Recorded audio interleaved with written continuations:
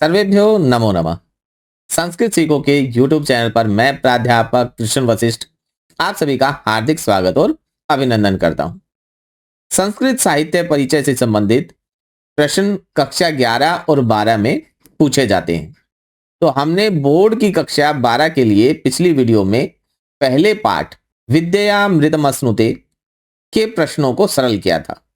आज हम इस वीडियो में 12वीं कक्षा शाश्वती भाग 2 पुस्तक के दूसरे पाठ रघुकोट संवादः इसके प्रश्नों को सरल करेंगे। तो आइए देखते हैं। इस पाठ से कुल 24 प्रश्नों का संकलन मैंने किया है। आइए देखते हैं।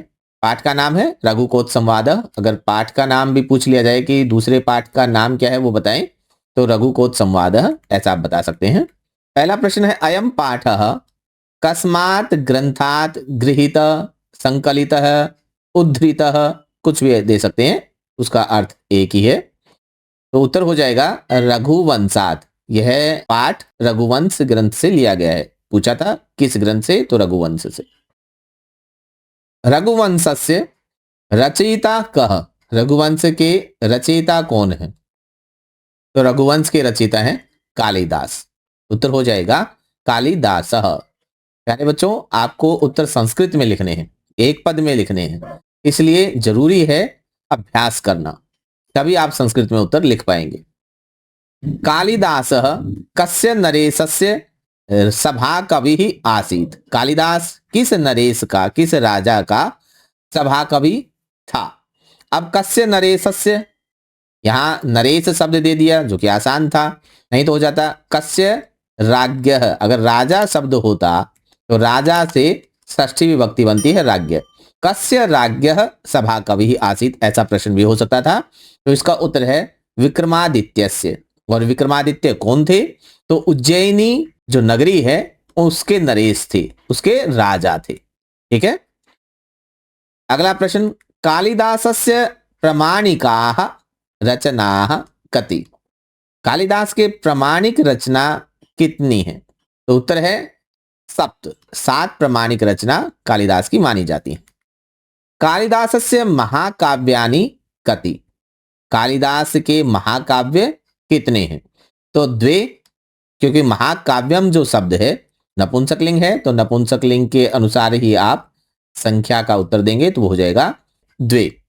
और वे कौन कौन से हैं? रघुवंशम और कुमार संभवम। और इनमें भी जो रघुवंश महाकाव्य है यह अधिक प्रसिद्ध है, और हमारा जो पाठ है वह भी रघुवंश से ही लिया गया है, इसलिए इसके विषय में प्रश्नों का हम अधिक अभ्यास करेंगे।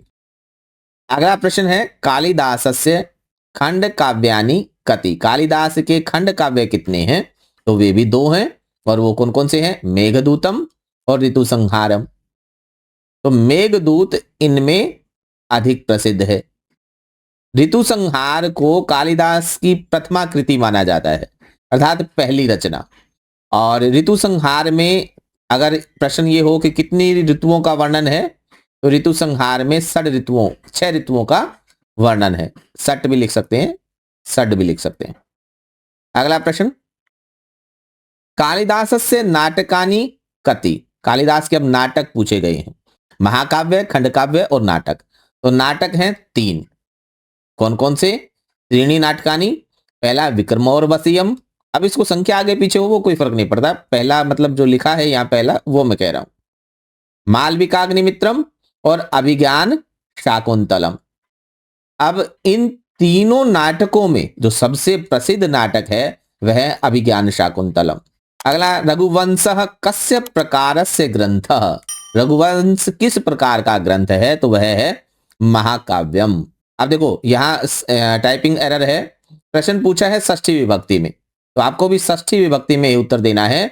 तो उत्तर बनेगा महाकाव्यम नहीं, महाकाव्यस्य।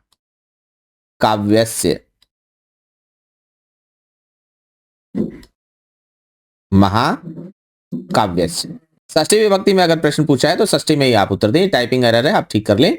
रघुवंशे कति सर्गाः सन्ति। रघुवंश में कितने सर्ग हैं?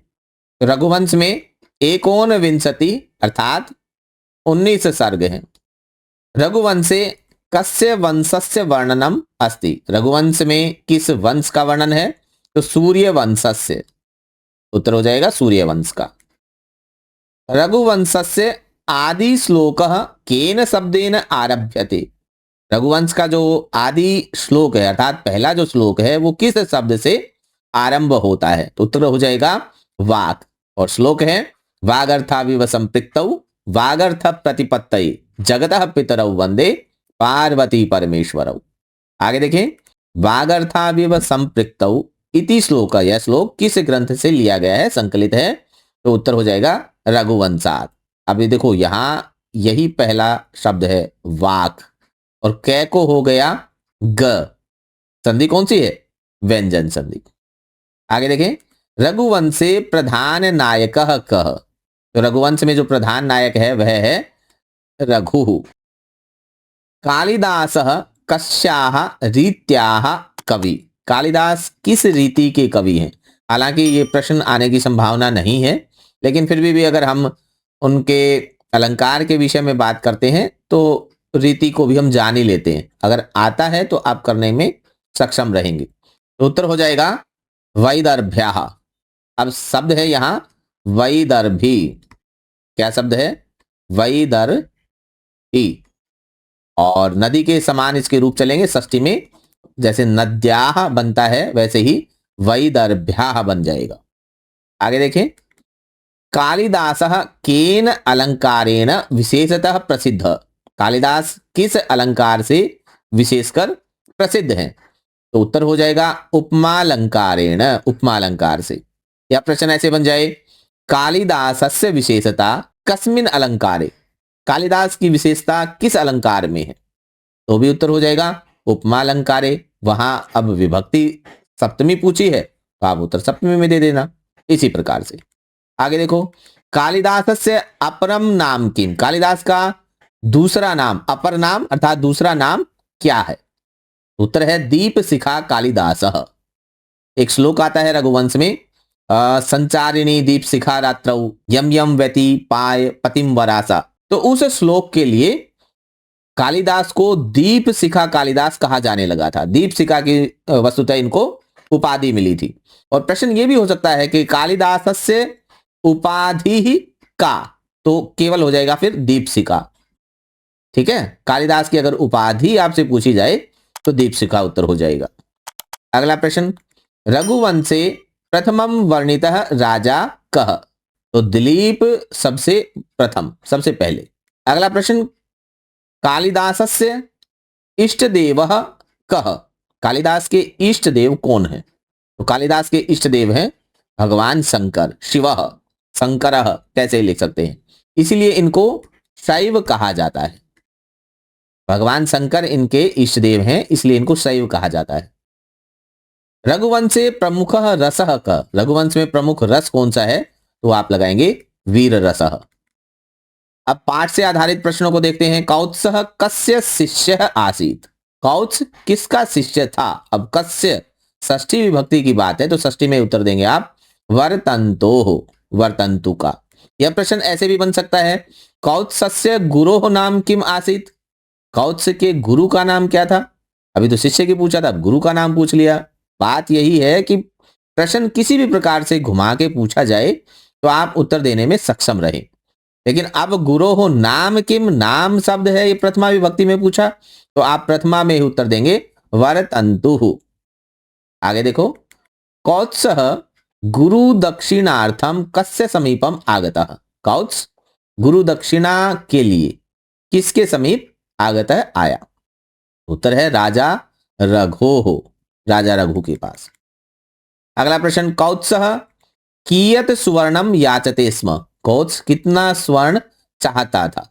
अब स्वर्णम भी हो सकता है और स्वर्ण मुद्राम भी हो सकता है, क्योंकि वो स्वर्ण मुद्राएं मांगने आया था। ठीक है ना, स्वर्णम की बजाय स्वर्ण मुद्राम ज्यादा उचित है। तो कौत्सः कियत स्वर्ण मुद्राम याचते स्म, तो उत्तर हो जाएगा 14 कोटि स्वर्ण मुद्राम। स्वर्णम के स्थान पर आप स्वर्ण मुद्राम लिख लेंगे, या केवल 14 कोटि ऐसे लिख देंगे। बहुत से बच्चे क्या करते हैं, ऐसे 14 लिख देते हैं, ऐसा नहीं लिखना है, आपको संस्कृत में उत्तर देना। अगला और अंतिम प्रश्न, राजा रघु कस्य समीपात धनम प्राप्नुयाम इति चिंतयति। राजा रघु किसके समीप से धन प्राप्त करता हूं यह सोचता है। तो उत्तर हो जाएगा कुबेरात। और यह प्रश्न इस प्रकार से भी बन सकता है कि राजा रघु कस्मात धनम प्राप्तुम इच्छति। तो इसका उत्तर भी कुबेरात हो जाएगा, कुबेर से।